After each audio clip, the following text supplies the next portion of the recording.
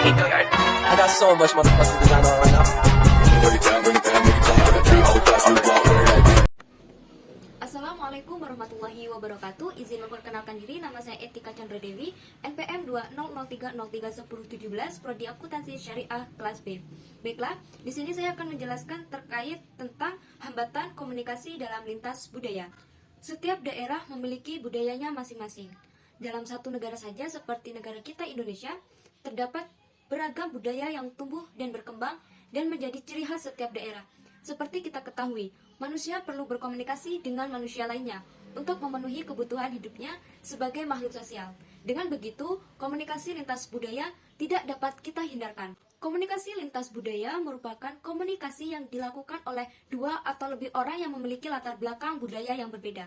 Budaya di sini mengacu pada pola perilaku, kepercayaan, dan adat istiadat di daerah asal dari komunikasi. Proses penyampaian pesan yang dilakukan dalam komunikasi lintas budaya bisa secara lisan, tulisan, maupun simbol tertentu yang telah disepakati. Dengan adanya perbedaan budaya akan mempengaruhi persepsi, cara berpikir, juga bahasa yang digunakan individu yang bersangkutan. Sehingga dalam pelaksanaannya, komunikasi lintas budaya seringkali menemukan hambatan. Contohnya perbedaan persepsi akibat perbedaan bahasa. Berikut ini beberapa hambatan komunikasi lintas budaya, yaitu 1. Etnosentrisme, merupakan sikap yang memandang rendah budaya lain. Yang kedua, misinterpretation. Misinterpretation atau salah tafsir merupakan kesalahan dalam menafsirkan mimik raut wajah. Yang ketiga, yaitu stereotipe, yaitu suatu sikap yang mengelompokkan individu. Yang keempat, motivasi.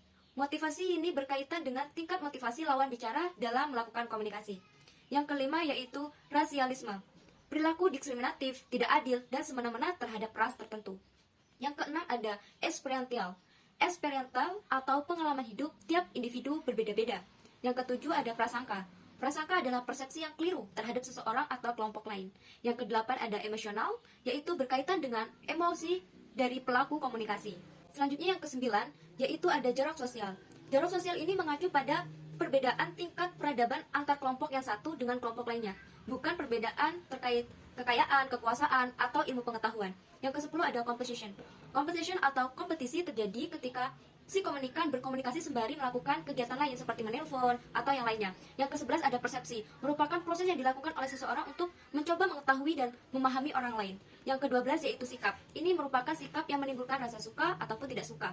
Yang ke-13 ada atribusi, yaitu proses mengidentifikasi penyebab perilaku orang lain yang dilakukan oleh seseorang untuk menetapkan posisi dirinya.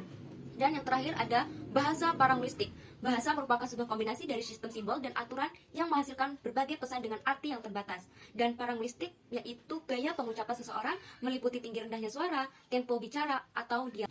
Baiklah, itu tadi berbagai macam hambatan yang saya sebutkan di atas. Maka saya mengambil contoh hambatan rasialisme, yaitu diskriminatif terhadap suku, budaya, ras, agama, dan lainnya. Contoh diskriminasi yang masih sering dijumpai dalam lingkungan sekitar, yaitu ada seorang perempuan tidak diperbolehkan bekerja sebagai sopir atau pilot karena jenis kelaminnya. Kemudian ada juga yaitu sekelompok orang yang mengejek atau memperlakukan orang secara berbeda hanya karena perbedaan keyakinan. Kemudian ada juga yaitu perlakuan berbeda antara orang kaya dengan orang miskin ketika berobat ke rumah sakit. Kemudian ada juga yaitu warga Amerika Serikat yang masih sering membedakan perlakuan antara warga kulit putih dengan warga kulit hitam. Cara menghindari diskriminasi yaitu dengan berlaku seperti menghormati dan menghargai setiap perbedaan yang ada. Kemudian menyadari jika setiap manusia memiliki hak asasi manusianya masing-masing. Kemudian mempelajari kebudayaan dan bahasa daerah lainnya agar lebih mudah memahami betapa indahnya hidup aman dan tentram tanpa diskriminasi. Kemudian membiasakan diri untuk tidak mudah mengejek, menghina, atau membenci hanya karena berbeda suku, agama, ras, status sosial, ataupun kebudayaannya. Kemudian menjalin komunikasi dan membina hubungan yang baik dengan teman atau keluarga yang berbeda suku, agama, ras, dan budayanya.